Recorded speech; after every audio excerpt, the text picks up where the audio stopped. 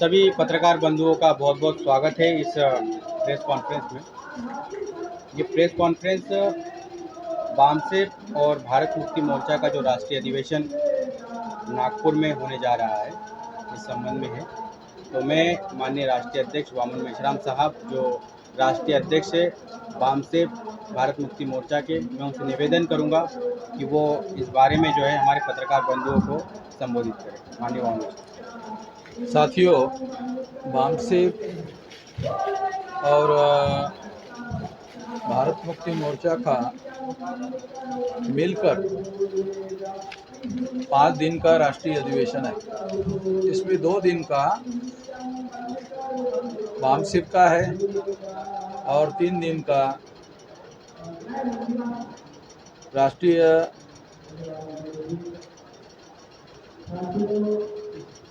बामसेफ के साथ साथ भारत मुक्ति मोर्चा का 3 दिन का अधिवेशन है। ऐसा मिलाकर ये 5 दिन का अधिवेशन है और इस अधिवेशन में लगभग 55 विषयों पर चर्चा आयोजित की गई है और सारे देश भर से बोलने वाले तमाम लोग इनवाइट किए गए हैं और उद्घाटक मान्यवर नलावड़े साहब भी आ चुके हैं। तो इस संबंध में ये शॉर्ट हम लोग प्रेस मीट आयोजित की गई है, खासतौर पर यूट्यूबर के लिए। तो आप लोगों को इस संबंध में कुछ पूछना है तो 2-3 सवाल के लिए मैं आप लोगों को अलाउ करूँगा, क्योंकि ज़्यादा हमारे पास समय नहीं है। 11:30 बजे हम लोगों को शुरू करना है। हाल ही में आपने नागपुर में बड़ा प्रोटेस्ट मार्च किया था और आपका अधिवेशन जो है नागपुर में ही हो रहा है, तो नागपुर में अधिवेशन होने की खास वजह? ये हर साल अलग अलग राज्यों में अधिवेशन होते हैं। इस साल हम लोग महाराष्ट्र में कर रहे हैं, इतना ही मामला है और कुछ नहीं है, क्योंकि ये 40वां राष्ट्रीय अधिवेशन है। तो टोटल हमारे स्टेट जो है 36 है, तो लगभग 20-25 प्रमुख स्टेट है। हर स्टेट में अधिवेशन हो चुका है और कई कई राज्यों में 2-2, 3-3 बार हो चुका है, क्योंकि ये 40वां है। तो कई जगह 2 बार 3 बार महाराष्ट्र में बामसेफ की शुरुआत हुई है, तो महाराष्ट्र में शायद ज़्यादा बार हुआ है। तो इसलिए नागपुर एक फुले शाहू अम्बेडकर के आंदोलन का बड़ा सेंटर है, ये भी एक बड़ी वजह है। तो ये एक वजह है जिसकी वजह से यहाँ नागपुर में रखा गया। सर मेश्राम साहब, अभी एक वीडियो वायरल हो रहा है सोशल मीडिया पर, जिसमें बीजेपी के कार्यक्रम में साफ तौर में कहा जा रहा है कि बामसेफ को रोकना पड़ेगा। बामसेफ जमीनी स्तर पर काम कर रही है और सरकारी कर्मचारियों का संगठन है, इसको रोकना पड़ेगा। बामसेफ की बात बीजेपी में की जा रही है, अभी सोशल मीडिया पर वायरल हो रहा है वीडियो। हाँ, तो बीजेपी के लोग ही तो मूल रूप से आरएसएस के लोग हैं। ये आरएसएस के लोगों ने ही बीजेपी बनाई हुई है। बीजेपी आरएसएस के जो ट्रेंड किए हुए लोग हैं वही बीजेपी में काम करने के लिए भेजे जाते हैं।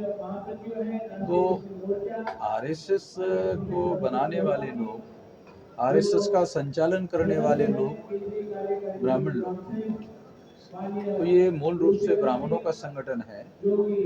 और जो आज की तारीख में भारतीय जनता पार्टी की दिल्ली में जो सरकार है,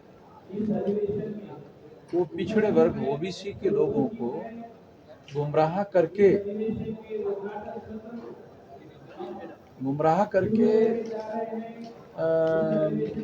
ब्राह्मणों ने उनको अपने प्रभाव में लिया हुआ है। ये गुमराही क्या है? ये गुमराही है कि उनको मुस्लिम विरोधी नोशंस डेवलप करके ब्राह्मण उनका इस्तेमाल कर रहे हैं। ब्राह्मण उनको संविधान के अनुसार समता, स्वतंत्रता, बंधुता और न्याय पर आधारित हम समाज का निर्माण कर रहे हैं, इसके लिए समर्थन नहीं दे रहे। मुसलमानों के विरोध में भड़काकर कि मुसलमानों का राज है, मुसलमानों का तो राज है ही नहीं है, राज तो ब्राह्मणों का है। मेश्राम साहब, इस समय जो अधिवेशन हो रहा है बामसेफ का, इस स्थान का नाम आप लोगों ने गोगा मेडी जी के नाम से दिया गया है। लोगों का ये कहना है कि क्षत्रिय समाज जो है एससी एसटी ओबीसी पर अत्याचार करता है, तो आप लोग क्षत्रिय को क्यों साथ ले रहे हैं? वो जो लोग ऐसा कहने वाले लोग हैं, वो केवल प्रतिक्रिया करने वाले लोग हैं। जितने भी लोग ऐसा कहने वाले लोग हैं, और ज्यादातर जो बाबा साहब आम्बेडकर का आंदोलन है, वो आंदोलन अगर मान लो आप देखोगे तो वो अपने आंदोलन का ब्रॉड बनाने की दृष्टि से उन्होंने 48 में ऐलान किया था। ये डॉक्यूमेंट्री एविडेंस है कि इस आंदोलन को ब्रॉड बनाना चाहिए। वो अत्याचार की बात केवल शेड्यूल कास्ट के लोग कर रहे हैं। तो शेड्यूल कास्ट के लोगों को लेकर बाबा साहब आम्बेडकर के आंदोलन को चलाने वाले लोग नहीं, ये दलित तंत्र बन गया। वो प्रतिक्रिया में केवल अत्याचार की प्रतिक्रिया में बना। तो वो अत्याचार की जो भावना है, वो केवल प्रतिक्रिया करने की बात करते रहते हैं। सर कितनी जिन लोगों को शासक वर्ग बनना है, तो बाबा साहब आम्बेडकर का स्लोगन है शासक वर्ग बनना। तो क्या बाबा साहब आम्बेडकर को समझ में नहीं आता था कि 15% लोगों से शासक वर्ग नहीं बनाया जा सकता? क्या समझ रहे हो क्या बाबा साहब आम्बेडकर को ये समझ में नहीं आता था कि 15% लोगों से एक भी एमपी चुनकर नहीं लाया जा सकता, एक भी एमएलए चुनकर नहीं लाया जा सकता? तो फिर आपने शासक वर्ग हमारे लोगों को हमको बनाना है आजाद भारत में, तो क्या वो केवल 15% लोगों के भरोसे पर स्लोगन दिया था क्या? वो इसके आधार पर नहीं दिया था, वो एससी एसटी ओबीसी माइनॉरिटी के लोगों के आधार पर दिया था। हो गया। अब रहा क्षत्रिय वर्ग का मामला। इस क्षत्रिय वर्ग का मामला खास बात है, ये ब्राह्मण लोग सलाह कर, ब्राह्मण लोग उठा, अरे ब्राह्मण लोग जो है ये क्षत्रिय लोगों को ले रहे। अरे भाई, हम क्षत्रिय लोगों को, क्षत्रिय वर्ण के लोगों को लेकर नहीं बना रहे हैं, साथ में नहीं ले रहे। ब्राह्मण जो यूरेशियन है, विदेशी, जब वो भारत में आया तो यहाँ की प्रजा को लेकर उन्होंने वर्ण व्यवस्था बनाई, ब्राह्मण, क्षत्रिय, वैश्य, शूद्र। तो जो ब्राह्मण विदेशी था, वो 3 वर्ण जो है उन्होंने क्षत्रिय, वैश्य और शूद्र, तो यहाँ के मूल्यवासियों से बनाए। और जो नाग लोग थे, ये मौर्य कौन थे जिन्होंने भारत के ऊपर अफगानिस्तान तक साम्राज्य स्थापित किया था? ये तो नाग लोग थे ना। तो ये नाग में से लोगों को क्षत्रिय बनाए हुए लोग हैं। अगर इन लोगों को हम साथ में लेते हैं, उसी अनुपात में ब्राह्मण कमजोर होगा। और ये बात ब्राह्मणों को बहुत अच्छी तरह से समझ में आती है। गोगा बेड़ी को क्यों मारा? गोगा बेड़ी इस बात को समझ गए थे और वो राष्ट्रीय स्तर पर पहल कर रहे थे इस बात के लिए। इस बात के लिए वो राष्ट्रीय स्तर पर पहल कर रहे थे, संगठन बना करके। तो ब्राह्मणों को ऐसा लगा, ये तो इतना सारा वर्ग अगर ये चला गया हमारे निगरानी नियंत्रण से, तो वर्ण व्यवस्था हम लोग भारत पर लागू कैसे करें, और 3.5% ब्राह्मणों के आधार पर हम देश पर कब्जा कैसे बनाए रखें, ये संगठन। तो इस वजह से ये भ्रांतियां पैदा करने की कोशिश कर रहे हैं।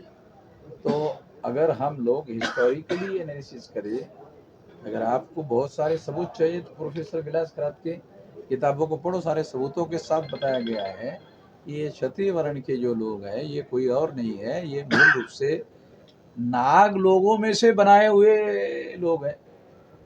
नाग लोग भारत के मूल्यवासी हैं।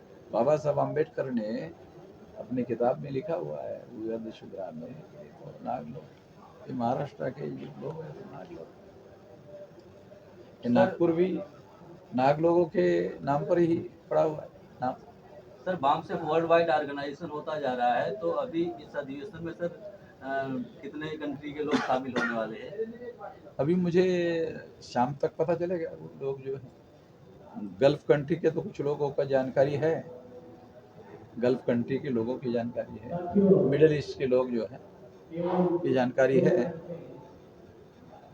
हो सकता है कुछ अमेरिकन जो है, यूरोपियन लोग ही हो, जो अमेरिका यूरोप में है। और कुछ आखिरी सवाल? एक बात मुझे बात ये थी कि जो मेन स्ट्रीम मीडिया है उसको तो ब्राह्मणवादी मीडिया के तौर पे सब लोग पहचानते हैं, और वो ऐसे किसी कार्यक्रम या ऐसे किसी संगठन का कोई कवरेज नहीं करता है। हाँ। अभी यहाँ जो मीडिया यहाँ मौजूद है तो उसको मुझे लगता है कि वामसेव को कम से कम बहुजन मीडिया संबोधित करना चाहिए, यूट्यूबर कहने की जगह। ये सवाल नहीं है, ये सवाल नहीं ये है, मेरा ये सुझाव है। सजेशन है, सुझाव है। तो हम क्योंकि खुद अगर ही हम उसी तरीके से हम हम खुद उसको ही सम्मान नहीं देंगे, अगर हम इन खुद मंचों ही से नहीं SC ST मिलेगा, OBC माइनॉरिटी का मीडिया ऑर्गेनाइजेशन खड़ा कर रहे हैं। तो हमारी कोशिश ये है, जो आप कह रहे हैं वो कहने भर से नहीं होगा, बाकायदा उसको संगठित रूप से इसको करना होगा। हम करेंगे, इसको खड़ा करेंगे देश भर में, ये होगा आने वाले समय में। क्योंकि अभी ये देखो, उद्योगपति के पैसे से प्रिंट मीडिया शुरू हुआ था और चैनल शुरू हुआ था। ये जो सोशल मीडिया है, ये तो ज़्यादातर जो वंचित लोग हैं उन लोगों के नियंत्रण में है। जो सोशल मीडिया है तो ज़्यादातर समाज के वंचित लोग जो है ये मीडिया चला रहे हैं देश भर में। और ये शुरुआत भारत के प्रस्तावित लोगों ने नहीं की, ये तो अमेरिका और यूरोप के जो डेमोक्रेटिक प्रिंसिपल मानने वाले लोग हैं उन्होंने ये टेक्नोलॉजी डेवलप की। वो टेक्नोलॉजी की वजह से ये सारी चीजें आई। ये टेक्नोलॉजी कोई इंडिया के उद्योगपति या इंडिया के इनोवेटिव टेक्नोलॉजी वाले लोगों ने, जितनी भी इनोवेटिव टेक्नोलॉजी है दुनिया में वो भारत में दुनिया से आ रही, खासतौर पर अमेरिका, यूरोप और जर्मन से, जापान से। ये सारे दुनिया में जो टेक्नोलॉजी एडवांस हो रही है, अमेरिका, यूरोप में जापान, यूरोप में अपना जापान तो यूरोप का हिस्सा नहीं है, Britain, Germany, France, Britain, Germany, France. Okay, तो जो देश तो बड़ा यूरोप में बहुत बड़ा देश है, जो ये ब्रिटेन, जर्मनी, जर्मनी जो देश है ये बहुत बड़ा देश है। तो इसको टेक्नोलॉजी बहुत ज़्यादा एडवांस टेक्नोलॉजी को इनोवेटिव करने वाले लोग हैं। ये यहीं से तो हमारे देश में आती है टेक्नोलॉजी। ये टेक्नोलॉजी भी उनकी ही बनाई हुई है। इसको कॉमन लोगों के लिए उन्होंने ही इसको ईजाद किया हुआ। कभी हमारे लोगों के पास इतनी बड़ी आवाज़ हुआ करती थी जब सोशल मीडिया नहीं था। प्रिंट मीडिया और इलेक्ट्रॉनिक मीडिया ही उनका, ये भी इलेक्ट्रॉनिक मीडिया है मगर इसको इलेक्ट्रॉनिक के बजाय सोशल मीडिया के नाम पर उसको, क्योंकि ये समाज के वंचित लोगों के नियंत्रण में, और इसको हम प्रमोट करेंगे देश भर में। बहुत बहुत धन्यवाद।